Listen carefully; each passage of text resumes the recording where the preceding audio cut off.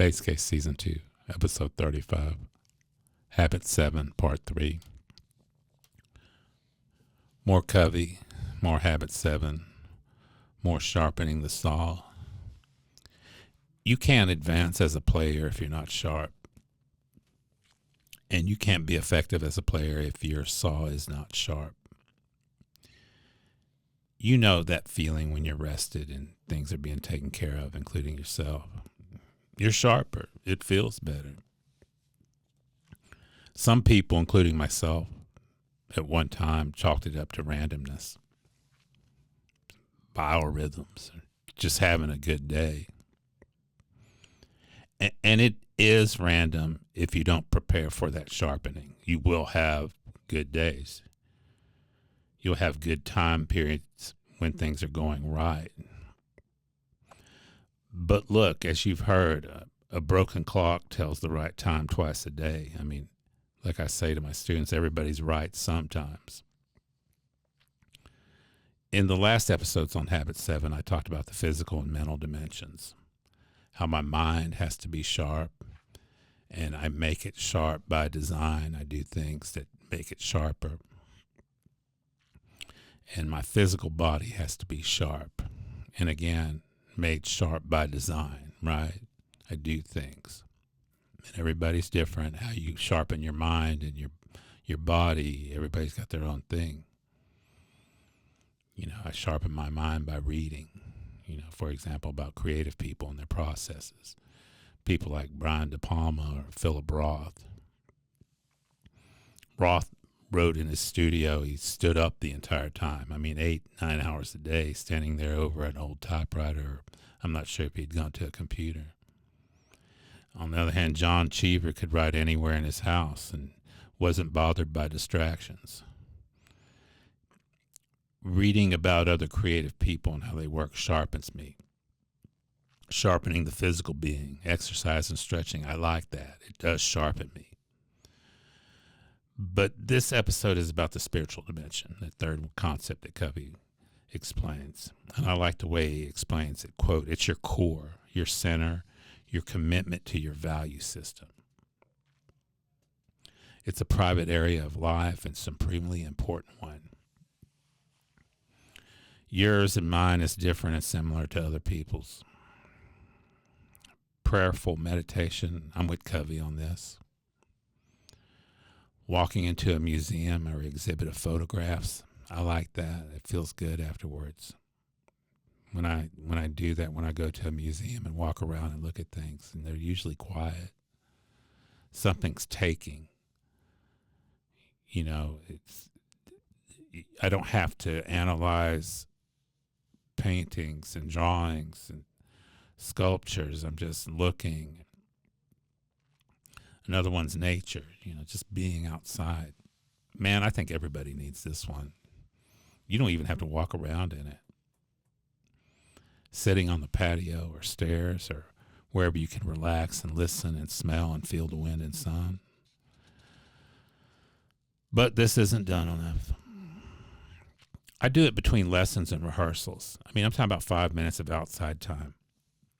And I'm fortunate, there's a nice big green space next to the building I teach at, and I could just stare at it for a little bit, feel the wind on my face, get out of my studio and computer and outside before I start a lesson or rehearsal. 5 minutes. Covey tells the story of one Arthur Gordon. He wrote a story called The Turn of the Tide. And the pretext was that Arthur's life was, quote, stale and flat and getting worse on a daily basis.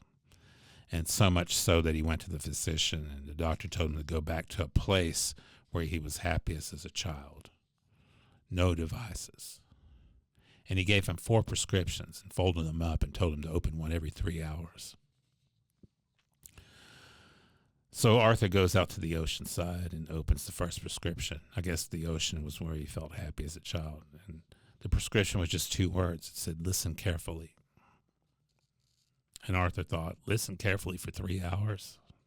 Oh, no. But he tried it.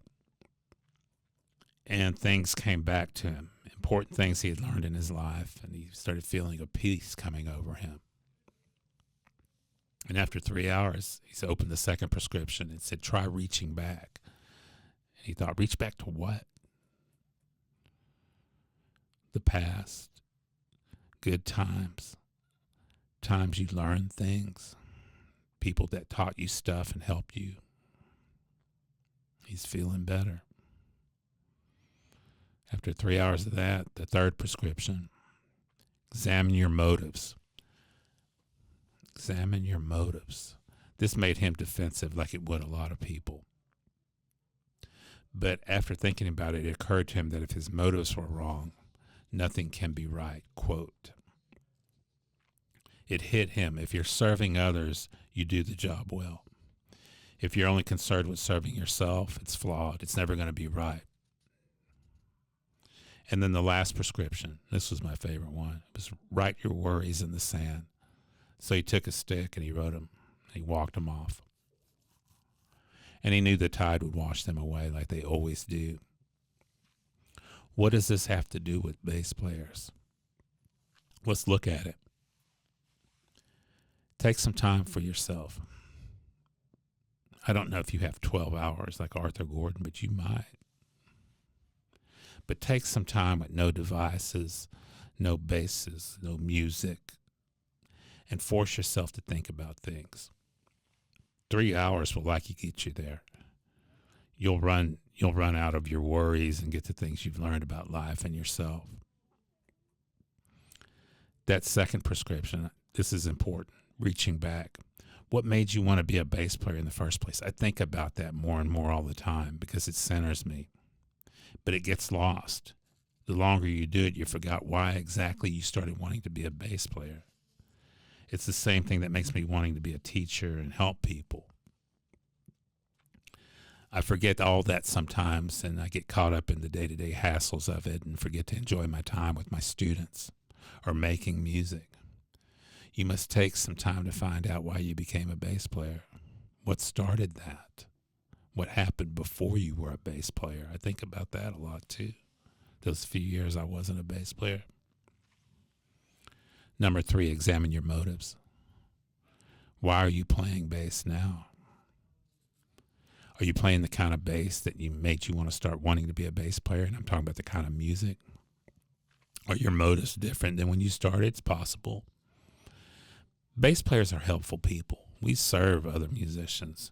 We walk lines and support soloists and vocalists. We make drummers and the rest of the band sound good when we're doing good.